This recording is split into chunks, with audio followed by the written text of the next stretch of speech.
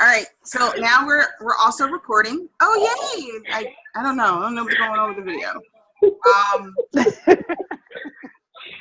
So the people on Facebook probably just hear us because they can't see anything according to what I can see. I hear giggling. What is going on? That is Mo. That is a hearty laugh. I'm yeah. This is Joy. The green square lets you know who's talking, or laughing, or making a motion. Okay, ladies, we are going to jump into the first broadcast. I'm still going to try to work out the kinks to see why the video isn't showing up. However, thank you for joining me, ladies. Hey. All right, so well, it looks like based on what's happened, it's not on Facebook Live anymore. So I'm just gonna have to upload this later, okay, ladies? Okay. All right, so so based on what happened on Facebook earlier today, well, actually, what's going on right now? So there was an article that discussed dating tips for Black women and telling us not to feel as though we absolutely must date broken Black men. Right. So a huge argument erupted. And the Still argument womp, sir. Oh, well, I'm pretty sure you guys saw it on there. But the argument was that if Black women aren't going to fix Black men, who's going to do it? As if Black men can't fix Black men. As if they're incapable of fixing themselves. That's correct. Yeah, no. Of course, they could call their mama to fix them. So here's the thing. As a parent of a Black man, as a woman who's only married Black men, it is incumbent upon themselves to fix themselves, and I believe that's true about anybody. Black men, white men, Black women, white women, all people have to be agents of their own self-help, because if they're not, then it doesn't really work. That said, I think that I think that part of the issue is that sometimes men believe that because a woman can make you better, then a woman can fix you, and that's two different things. That's correct. A woman making you want to be better is one thing. A woman fixing you is something totally different. You got to fix yourself. At the end of the day, that's on you. And you come to life with whatever you got, whatever came with you as a child and whatever you came with. That's what you come to life with. But as an adult, you now have the agency and the ability to fix yourself. And it is not my job to repair you. I know it would be nice if you thought that I could and would, and can I? Probably yes. But to my own detriment. And then what am I doing when I fix you? Am I fixing myself? But you can't fix someone. Someone has Not to truly. fix themselves. They have to be agents of change. You can support the fixing of someone, but they have to do the work. You can't fix someone. They have to fix themselves. They have to be everything you said in the beginning, they have to be agents of their own change. That's very true. Support of that, but you can't Guess fix. What? At this point in my life, I'm not doing that either. Yeah, I can be your buddy and cheer you on. I'm not doing that either. You gotta fix yourself, sorry. I'm not here for it. I'm not trying to be involved in, I can cheer you on, but that's about it. If you poor, be poor by yourself. Listen, get your credit up, get your money up, whatever you gotta do. You're gonna be broke alone. Because I'm not fooling with it. I ain't got time for that. I could be broke by myself too. We can be broke alone together, simultaneously. I I didn't say I could be your cheerleader together. I just said I could be your cheerleader. I'm not cheerleading. That ain't my job either. Call your mama. I'm not doing any of that. And here's the thing, and not to say, because I am not the person who believes that people should be by themselves. I believe if you want to be with a partner, you should have one. I believe that your partner should support you and help you and all of that. I am not fixing poor black dude at 35 plus. Not doing that. Not doing that. Now, 20 and 25 was a whole different thing. Now we in our 30s and I'm the parent of somebody's child. And whatever you are, when I pick you, I got to want my kid to be like that. Yes. And if you are living at home with your mama at 35, I don't want my kid to be like that. Therefore, we can't be together, sir. Yes. Not going to work. Yes. Yes. But that's what I mean by when men say, or when articles say, oh, you know, you should support us and be ride or die. I am not riding and dying with that. I'm not riding and dying in your mama's house. I live in my own house. I pay a mortgage on that. I'll ride and die in my own house. But not your mama. What are we doing? And what expectation do you have of me when you think that that's what I'm supposed to do for you? And then the other question is, my job. I mean, the definition of a broken person and a person with flaws, two vastly different definitions. Someone who has been financially stable for a while and then something happened, that's different. But if you are, like you said, Mo, 35 and up and still living at your mother's house, that's unless you just sold your house and get ready to buy another one. That's different. Right. But again, that's another financial change. It's not you living with your mother for almost 40 years. No. Oh my God, no. Oh my God. Yes. No, it's not that. No, it's not that. I agree with what both of you said about people have to want to change. And I think a lot of times women think, you know what, if I give him a chance, he'll change. I can change him. Love conquers all, including changing him to make him what I want him to be. And just my opinion, that does not work. Anybody that you want to change, that's a fact. Anybody that you want to change, you have to let them know, listen, this is not what I want. This is not what I thought we were.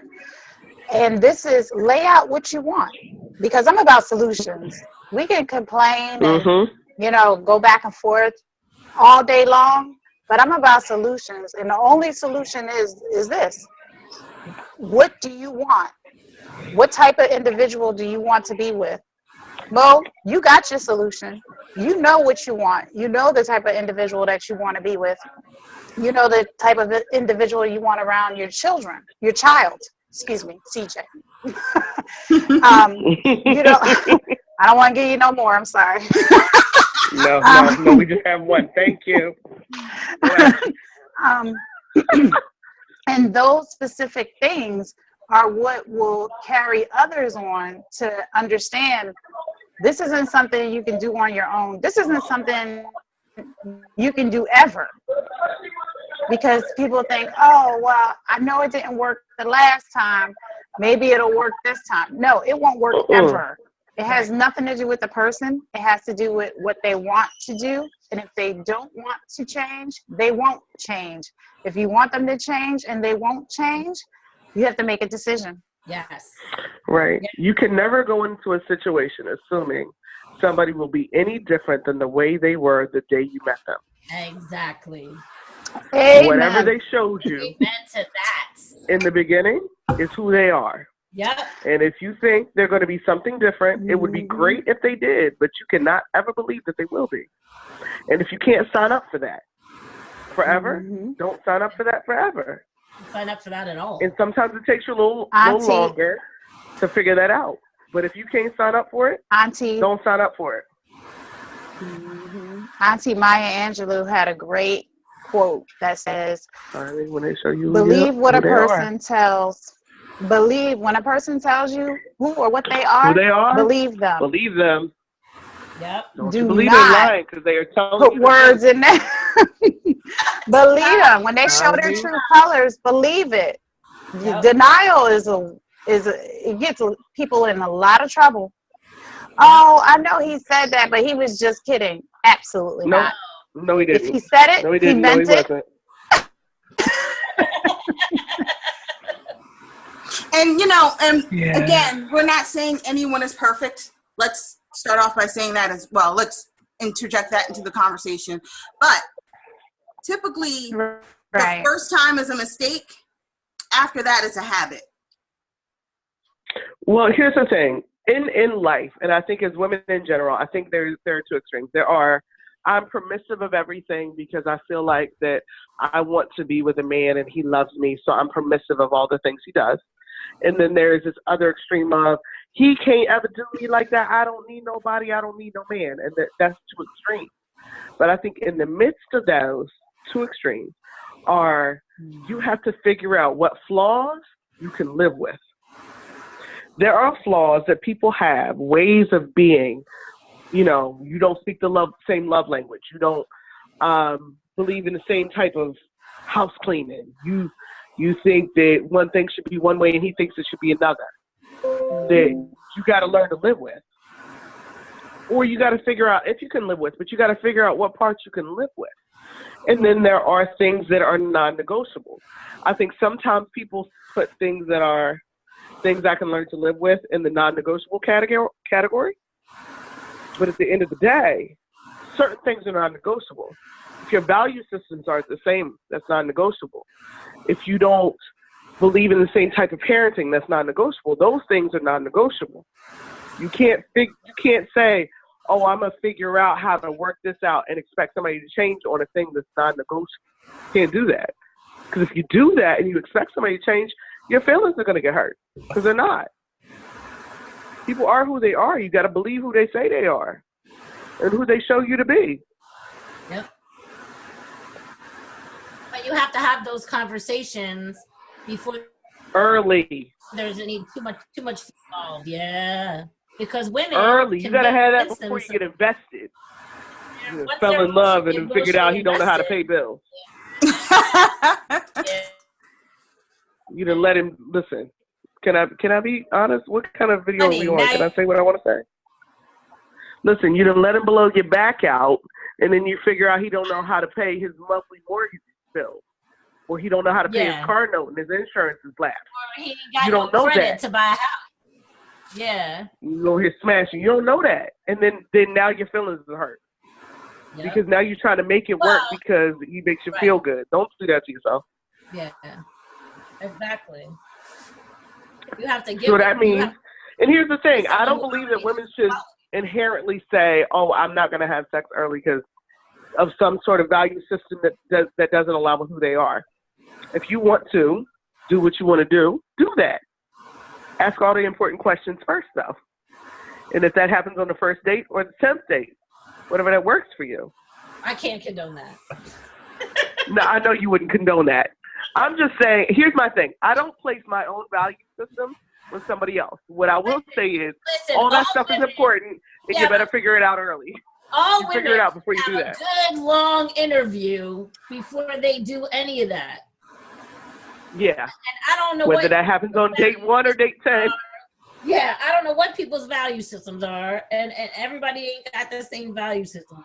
But you better have a good long interview before you get involved with someone emotionally. Period. Yeah. You need to have you need to ask a good, you better have some interview questions. Because, the truth is, when you start asking questions like that, you weed out a lot of idiots. You start asking questions about kids and marriage and family life and things like that. A lot of guys, they'll roll out on you, and good riddance to them, because they don't want to answer those questions, and they'll save you a lot of heartache because they don't want to have those conversations up front and early. Yeah, at the same token, there's some who will have those conversations up front and early just to look good. Well, but you can listen, if someone is a good deceiver, there's not a lot you can do about those. You have to trust yourself more than that, and you got to read people better than that. And if you can't figure out that somebody's trying to feed you a line that early, you need to sit down until you can learn that. Anyone who sounds that perfect that early, you need to get rid of them. Oh, I don't mean about well, I'll say this too. You have to be very cautious of telling somebody what you want that early. Let them tell you who they are. Don't tell them what you want and then let them respond back with what you gave them. Right. You know what I mean? Like if I say, "Oh, I want somebody who's a good dad and responsible," and this, honey, they will regurgitate back to you what you gave them. Exactly. Don't do that. Let them tell you who they are, and then watch for things that show you who they are. How do they treat people that can't do anything for them? How do they talk about their exes? How do they talk about their mother? How do they speak about their sisters and their siblings and their friends and cousins? How do they speak about women in general when it's not you? Those are the things that speak more importantly than anything else. Somebody posted something the other day that said that women end up with the bad boy because the bad boy makes them feel special. And the way the bad boy makes them feel special is they treat everybody like shit except for them. And so you feel like because he treats you well and nobody else gets treated like that, you feel special. Yeah. But at the end of the day, you become like everybody else eventually. Yep. So you watch how they treat others. You want somebody who treats others well and you. Not, oh, he's so nice to me. And he's so nice to you, and what? So one of the points that you touched upon was mentioned earlier in the lengthy argument on my page, and I'm pretty sure it's still going. Layla, I'm getting dings from you. It's Mark and Steve. It's not me. It's not me. Dang, she multitasking. She on the call and responding to the link. Because I gotta make sure the screen stays on this so that you know. So I'm on it. I'm right here. Wow. Listen, hot shootout popped off as I was handling another fire in real life over the phone. Right. So one of the points you made, Mo, was how they treat other people. And that was one of the points that was made on there too. And you discussed how they discuss their exes. And that was one of the things I pointed out. There are three types of people. There are people who go with the flow, like they change as things happen. There are people who blame everybody else but themselves. And then there are people who absorb everything that's happened and then try to make the appropriate changes. The damaged person is typically the person number two. They blame everybody else for what happened to them. Oh, my ex was this. Society does this. The reason why we're so broken is because us as a community. Yeah, those are all things you can't change. You can only change yourself. You can only process what you're dealing with, and you can only move forward yourself. I can't change what my exes did. You can't change what your exes did. We can't change the culture we grew up in. None of that stuff matters. What matters is your personal value system and how you use it in everyday life. Now, if you are just a complete jerk or you only think about yourself, that's a problem with you. It's not a problem with society. It's not a problem with the culture. It's not a problem with anything else but yourself. Are you laughing because I said complete jerk? Yes, yes. Let me tell you. So, a person who's a complete for those listening, you have to listen. You have to understand that most of us, those of us on this call, know each other's exes.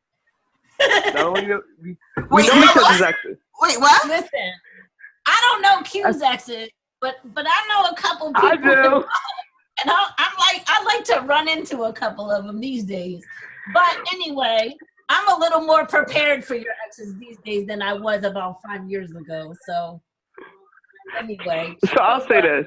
Yes, Q it is knows what I'm that. talking All about. of that is absolutely true. But listen, If you can, someone who's a go complete ahead, continue. I'm sorry. someone who's a complete narcissist, right? To Mm-hmm. a narcissist, right? People aren't individuals. They're merely No. extensions of themselves. So they don't Right. see They're just people who have like individual feelings, or they don't have like individual experiences, like the brother on the thread. Like everything on the thread. oh God, poor Ting Ting. Wait, to be clear, he is not an ex. Listen, He's I'm not an not ex. gonna come out and call He's not him a Q's ex though. Thank you, Jesus. We're not going to mention that. I'm not going to call him a narcissist, right? But clearly, as Q is on the thread talking about her real life experiences. No, I was discussing situations, not necessarily my real life experiences, but what I've seen. Real life, but they're real valid arguments. And through the thread, he continues to invalidate all of the arguments that you make, even though they're real life valid experiences. So he just normalizes everything as if, oh, everyone is damaged. Everyone, like he just sort of softens the blow as if this is okay for women to have to deal with this because everyone is the same. Let me tell you why he stressed me. Let me tell you why he stressed me. Not because what he said made any sense. He was going to have a heart attack. Here's the thing. What he said didn't stress me because he was trying to make sense. I have consistently wondered about Q's friends on Facebook. You got some friends for years, and Mom. For years, Mom. I'd be concerned, honey, because I'd be like, this is nothing new. Who is him? And where did they come from? And where did you get them from? But out the woodwork, they just crawl out. He said, but let me tell you what my concern was. On the thread, I said, "Who is you? Who is you on the thread?" Here's the thing: he spun it so good that if you didn't know better, you'd believe it. Yeah, he spun it real pretty, to where if you didn't know better and didn't see what he was doing, you'd have believed it. That's a narcissist. To the point where you'd have believed that you were supposed to believe what he said. That's a narcissist. Oh. You got educated. And I said, you know what? I'm too tired for him. It's not going the way you think it's gonna go. No. But listen, though. My concern is though, we're grown, right, and have been through enough people and narcissists to see it, right? We see how it's played out. Yep. And to tie into the next part of your thread, poor little Tyrese. He looks so sad. He's a good actor. Yes, he's a good actor. He's a narcissist too, and I know he's y'all a don't want good to say actor. Listen. He's a good actor. Does he have a mental health issue? He's a great actor. Absolutely. Probably. It's called narcissism. That is a mental health disorder. Because I married one and divorced him. Lucky for me, I grew up with one. I knew just how to deal with him. Girl, I looked at him and I said, ooh. Oh, he cried. Look at him. Oh, he cried. On cue. All tears. Oh, cried on cue. Real tears. They real tears. Listen, here's the clues of a narcissist. They cry and it's everybody else's fault.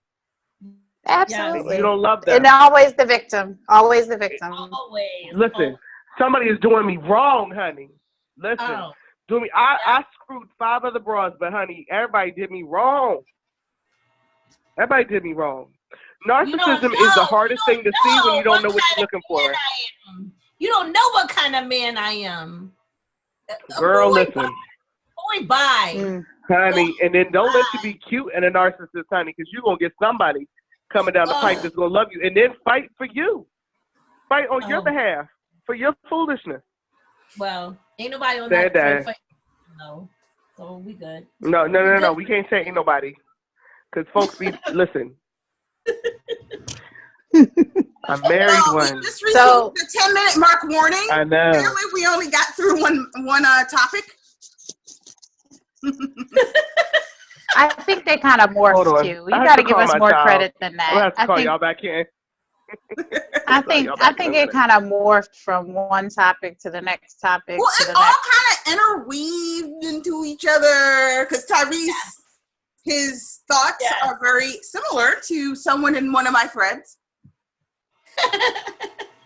Was there anything specific you wanted to address about his thoughts or his fiasco or his okay, so many inability years ago, to stay off social media with his business? All right, so many years ago, back when I was more involved in the entertainment business, it was very well known on movie sets that no one really wanted to work with Tyrese because he was difficult to work with. He was known to these exact outbursts on the set. He would not show up on time. He would not study the script. That's why if you watch the movies when he first started acting, his scenes are so short because he would not actually study the scenes that he was supposed to be involved in. So this has been a pattern in his professional life for quite some time. And now it's just easing over into his personal life because now he has a child and there's a divorce involved. Now, I've never been a fan. As many times as we were out and he was, there were parties in Philly and Tyrese is there and I always tried to avoid him. Because, you get energy vibes from people and you just don't want to be near them. He was one of those people. The closest I got to having a conversation with him was him passing me a drink. Didn't even want him to do that. So, I'm not shocked by anything that's been going on recently. And as we've already pointed out, he's a narcissist. He does know how to play the role very well. But he's no victim. Yes, he's a father, he has a child, and he went through a divorce, and there's abuse allegations and so forth and so on. And we all know narcissists do like to abuse the people in their life. It may not be physical. Absolutely. Emotional, verbal. Exactly. Physical even. Emotionally, verbally, absolutely. So, while it's unfortunate the family could not stay together, you should continue the misfortune by, like, he's selling shirts with his daughter's name on it now. Or flying planes over her school with her banners on it. Who does that? Yeah. So personally, I, at that age, would have been completely uncomfortable with that. And then he skipped out mortified after the court date.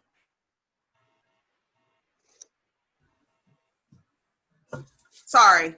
I'm a little passionate about that guy. Well, it's not, it's just, he wants the attention on him. It's not about his daughter. It's not about his ex-wife. It's not about the divorce. It's about the attention that he's receiving. And it's about the fact that you brought it up the first time. People don't want to work with him. The Rock is not changing his schedule around. Dwayne Johnson is not changing his schedule around. Let me clarify that. Because The Rock is confident in who he is. His ex-wife is not changing his schedule around for Tyrese. Mm-hmm. Because she books his deals.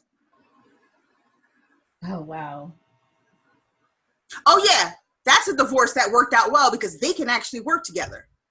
They do work very well together. Mm-hmm. She books everything for him. She is the reason why he is where he is, and he knows it. And I guess all the 50s petty. I guess 50 won't leave him alone. Oh, what happened with 50? I'm not privy to that. Oh, 50's just a bully, and that's what he does. I mean, he's just coming at him. It is what it is. Yeah. Just don't get in his crosshairs. Just saying. Yeah. But you know what? He opened himself up to that. Mm-hmm. Again, something that he can control, something that he can change, something that he can work on within himself. He opened himself up to that. Nobody was checking for him before he posted on Instagram crying about how much he paid in child support each month. It doesn't matter. That's your child. Take care of your child. Do what you're supposed to do. If you didn't want to do that, you should have changed your ways in order to make it work. And now he's about to have another child? Oh my God. Well, he better get to working. Start remembering them lines. All right, so we should probably wind this up or tie this up. So this is great first run, I guess. I'm still trying to work out some bugs here, trying to see the best way we can do this and keep it consistently. But I'd like to keep this on Sundays and live stream it and do exactly what we did today. So I thank you ladies for, well, first of all, for always being part of my circle. You guys are who I reach out to whenever I, am I crazy or did I just see? Yeah, you are the ones I send the message to whenever I have a question about, you know, how I'm processing things. So that's why I wanted to have you guys involved in this. So thank you guys for being involved. Thank you for having us. Thank you for the invitation. Yeah, next time, I want to try to focus more on what we're doing individually, our businesses and everything like that, and then touch upon the craziness that's going to happen in the next week because, you know, we haven't touched Trump. We haven't touched a whole bunch of stuff we haven't touched that we can get it should to be an next week. interesting political week. Yeah. I just think New Jersey has a new mayor. Yay! Yeah, a lot of new things going on this week with that. So that should be interesting. Okay, so thank you so much, ladies. I have to finish updating the website. This will then be converted over to a podcast and sent out and so forth and so on. And Q's back on her roll, back to doing her podcasts and interviews and everything like that. Well, thank you for letting us participate. All right, ladies, I'll see you on Facebook via Messenger in a few minutes so we can discuss it. Bye-bye. Bye.